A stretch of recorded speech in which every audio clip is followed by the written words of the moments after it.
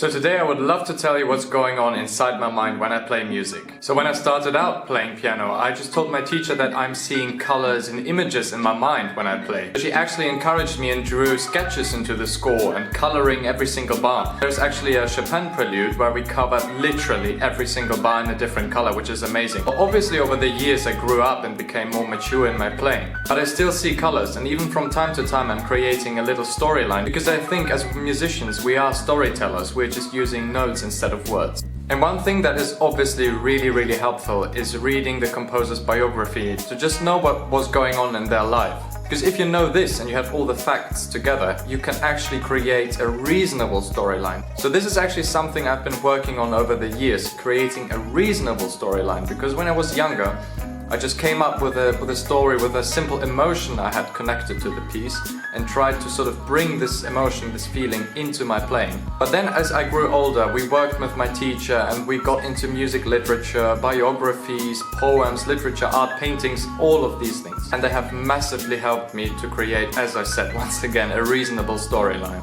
Why I think this is so important, because when you play you can have different feelings, you can have different ideas, which is fine. But then you come to a point where you just have to say, okay, this idea is great, but it doesn't really make sense within the context of the piece. So that's why I'm just sometimes taking my time to just sit, look out of the window, listen to the piece, a wonderful recording, preferable Horowitz, and come to a great conclusion on how to make your storyline reasonable.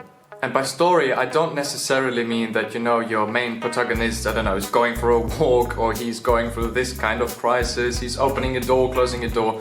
This is not what I mean. What I mean is, for example, imagining yourself being in a certain situation. For example, if you've read the biography of the composer, and if you know that he has been going through a tough time during the period he was composing the piece, you can sort of relate to the kind of mental state the composer was in. So this was a short insight on how I relate to storytelling in music, and please let me know in the comments down below what your approach to playing music is. That's all from me, and I'll see you tomorrow.